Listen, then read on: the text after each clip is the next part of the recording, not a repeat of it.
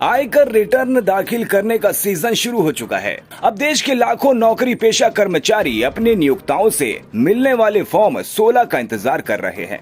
आमतौर पर गैर ऑडिट मामलों में आईटीआर दाखिल करने की अंतिम तिथि 31 जुलाई होती है। ऐसे में अधिकांश कर्मचारी फॉर्म 16 मिलते ही टैक्स रिटर्न भरने की तैयारी शुरू कर देते हैं। हालांकि टैक्स विशेषज्ञों का कहना है कि केवल फॉर्म 16 के आधार पर आईटीआर दाखिल करना एक बड़ी गलती साबित हो सकता है।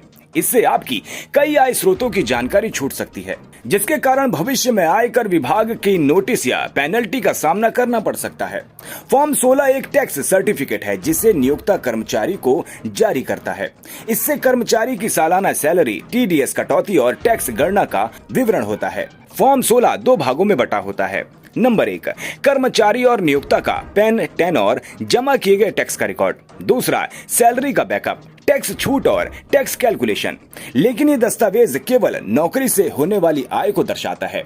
सैलरी के अलावा होने वाली कमाई इसमें शामिल नहीं होती। टैक्स विशेषज्ञों के अनुसार फॉर्म 16 के साथ साथ फॉर्म 26 AS और एनुअल इंफॉर्मेशन स्टेटमेंट का मिलान करना बेहद जरूरी है।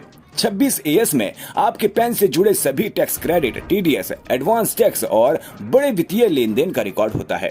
वहीं AIS इससे भी अधिक विस्तृत जानकारी देता है, जिसमें बैंक ब्याज, डिविडेंड, शेयर लेन देन, विदेशी आय और अन्य वित्तीय गतिविधियों का पूरा विवरण दर्ज रहता है। विशेषज्ञों के अनुसार नौकरी पेशा लोग अक्सर इन आय स्रोतों को भूल जाते हैं, जबकि इन्हें ITR में दिखाना अनिवार्य है, जैसे सेविंग बैंक अकाउंट का ब्याज, FD और RD पर मिलने वाला ब्याज, शेयर और म्यूचुअल फंड से मिलने वाला डिविडेंड, शेयर या म्यूचुअल फंड बेचने पर कैपिटल गेन, मकान या प्रॉपर्टी से मिलने वाला किराया, फ्रीलांसिंग या कंसल्टेंसी से आय, पुराने आयकर रिफंड पर मिलने वाला ब्याज, टैक्सेबल उपहार से प्राप्त आय, विदेशी निवेश या विदेश से होने वाली आय। यदि आपकी किसी आय का विवरण AIS या फॉर्म 26 AS में मौजूद है, लेकिन आपने उसे ITR में नहीं दिखाया, तो आयकर विभाग की ओर से नोटिस जारी की जा सकती है। इसके अतिरिक्त टैक्स, ब्याज और जुर्माना भी लग सकता है।